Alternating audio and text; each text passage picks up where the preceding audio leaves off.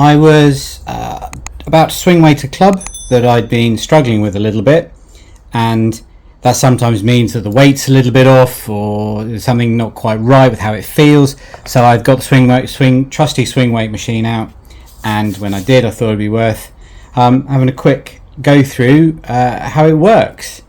And weirdly enough, I also decided to weigh all the clubs in the bag just to see if there were any big differences in how a swing weight machine works. Is you put it on a single sort of fulcrum, a single pivot point, and then you slide your weight up and down until it balances, and you find out how that is meant to be a measure of how heavy a club can swing.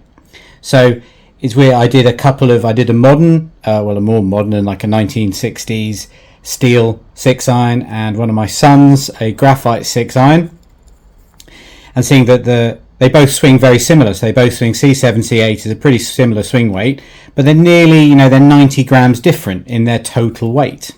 I'd never done this before. I'd never weighed all the Hickories. I always felt they were quite, the mass was more evenly distributed across the club, not just in the head.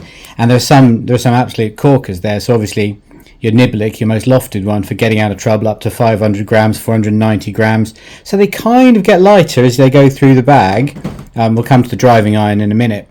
And also, weirdly enough, even though I don't use the swing weight religiously, the main playing clubs, so the brassy, medium iron's a little bit lighter, but mashy, Niblick are all pretty similar.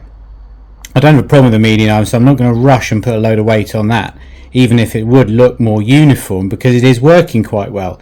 It was the driving iron that wasn't working very well, and I thought, well, I'm struggling with that a little bit, hitting a couple of high rights and stuff, maybe it's a bit light. Turns out the swing weight is much, much heavier, and it's also a heavier overall club. Now the swing weight, it's a longer club, so the mechanism, the way the scale works, it sort of takes that into account.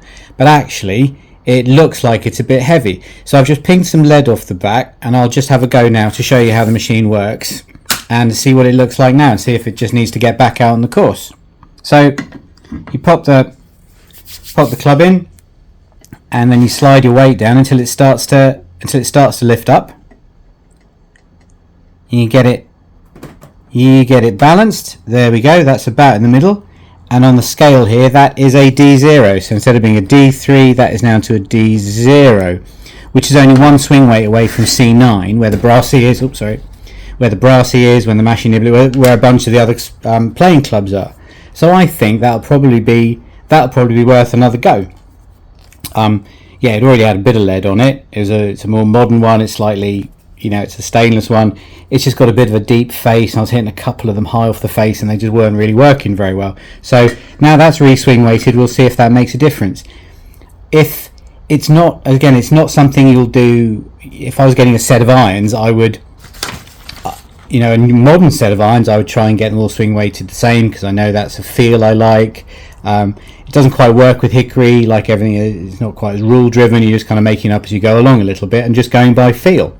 It's weird that it does come out. They all come out quite similar, including the a more modern set, and even graphite shafted is all sorts of in the similar kind of range.